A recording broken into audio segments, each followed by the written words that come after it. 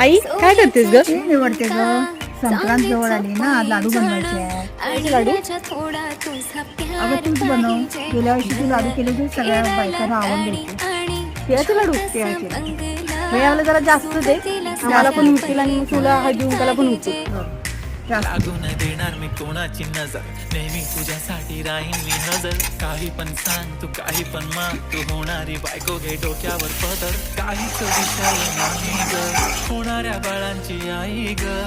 माझं सारं काही तुझंच, तू फक्त बोल तुला काय पाहिजे. मला सोन्याचा झुमका, चांदीचं पैंजण आणि राजा थोडा तुझा प्यार पाहिजे.